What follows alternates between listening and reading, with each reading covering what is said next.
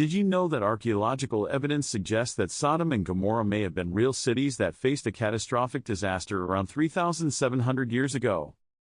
The story of Sodom and Gomorrah is one of the most infamous tales from the Bible, often cited as an example of divine retribution for sin.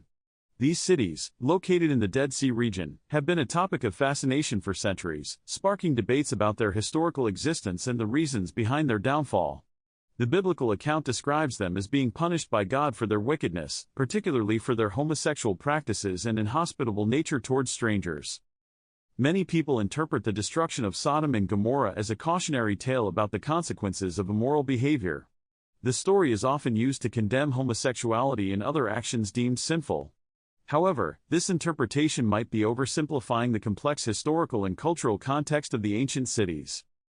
The biblical narrative also highlights the city's mistreatment of guests, which was considered a grave offense in ancient Near Eastern cultures.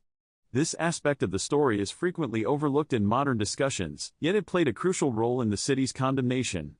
Additionally, some scholars argue that the story might have been used to justify the territorial claims of the ancient Israelites. The severity of the punishment meted out to Sodom and Gomorrah has also been a point of contention.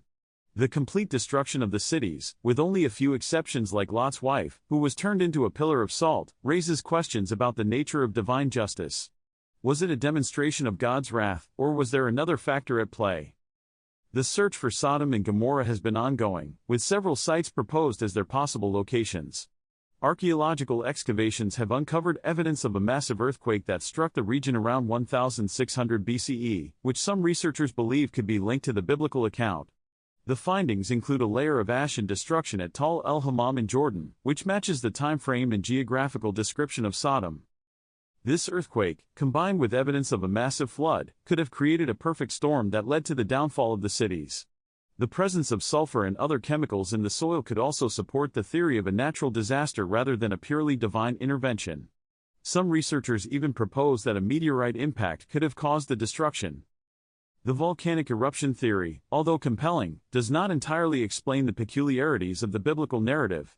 What if the story of Sodom and Gomorrah was not solely about sin and punishment but also about the fragility of human civilization in the face of natural disasters?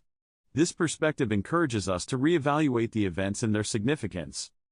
The excavation site at Tal el-Hammam provides some of the most compelling evidence, including a rapid decline in population and a lack of rebuilding efforts.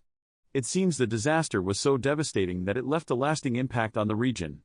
This challenges the traditional view of a quick and merciless punishment, instead suggesting a more nuanced history.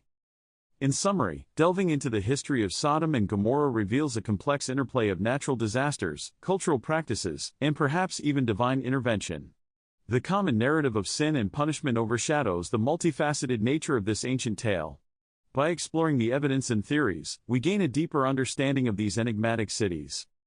If you're intrigued by this reinterpretation of biblical history, be sure to check out my other videos that explore more fascinating stories from ancient times, or share your thoughts on this intriguing topic in the comments below.